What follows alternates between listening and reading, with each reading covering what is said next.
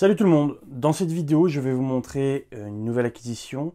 Donc c'est une meuleuse d'angle, la DGA 504 de chez Makita. Cette machine peut accueillir des disques de 125 mm et la particularité de ce produit, eh bien c'est qu'il vient de Wish et que c'est une copie. Voyons ça tout de suite. Cette vidéo va se composer en trois parties, c'est-à-dire la première qui sera la présentation de la machine.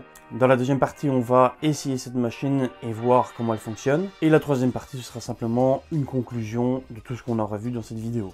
Alors voici la machine en question que j'ai reçue sur Wish. Il faut savoir que cette machine, je l'ai payée exactement 38 € et quelques centimes. Et que dans le marché, on peut la retrouver entre 150 et 180 €. Du moins l'original, je parle bien, sans la batterie. Alors dans cette vidéo, on va essayer 3 disques différents. Donc on aura le premier disque qui sera un disque de coupe, donc à tronçonner. On aura un disque à meule et un disque à lamelle. On verra comment réagit cette machine en fonction des différents disques qu'on aura utilisés et voir si elle réagit bien, si on lui met une certaine pression lors de l'essai ou pas. Alors passons maintenant à la présentation de la machine, je mets ça de côté. Alors voici la machine, nous voyons aussi très clairement le sigle Makita, ainsi que le BL Motor. Bon, le BL Motor sur la marque originale, eh bien, il est inscrit en blanc. Je trouve que cette machine a deux petits défauts. Donc le premier, c'est la poignée ici qu'on peut mettre d'un côté ou de l'autre, hein, bien sûr, comme sur toutes les machines. On peut mettre d'un côté ou de l'autre en fonction si vous êtes droitier ou gaucher. Mais je trouve que cette poignée a été un peu moins travaillée. Sur la machine Makita, on voit très bien l'inscription Makita sur le côté. Et alors, on peut voir aussi qu'elle a un meilleur grip. Bon, quoi qu'il en soit, ça fera quand même le taf. Alors, deuxième chose qui m'a un peu déplu sur cette machine, c'est sur le capot de protection que nous avons ici. Eh bien, nous avons un serrage avec vis au lieu d'avoir un serrage classique avec une petite goupille. Au final, peu importe.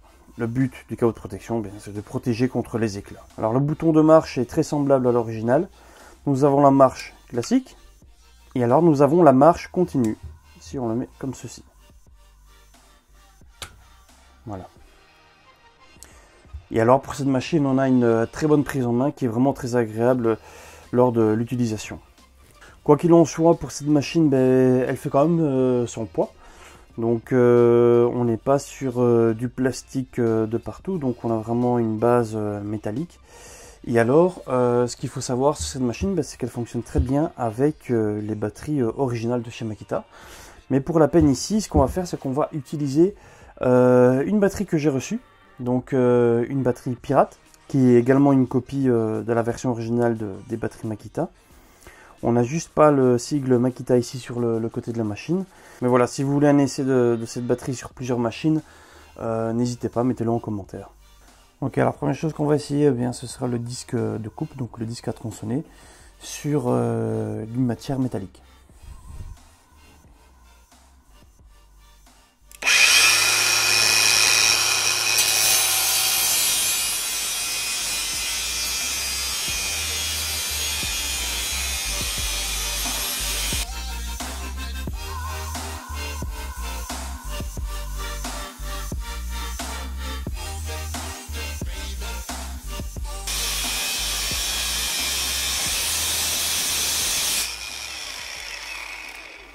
Ok, alors comme vous voyez, absolument aucun problème pour la coupe au niveau de cette machine.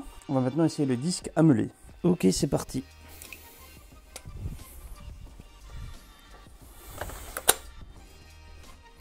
Ok, c'est parti.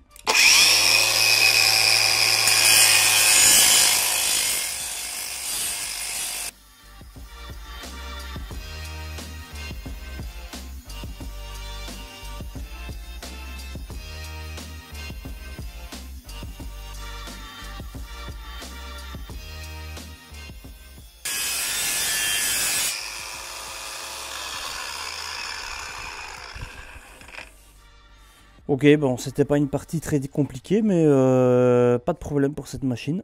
Ok, alors nous voici sur le disque à lamelle. Si les deux autres disques ont très bien fonctionné, eh bien, pour celui-ci, il n'y aura absolument aucun problème au niveau de cette machine. Donc on va quand même faire l'essai, mais juste pour la forme, quoi.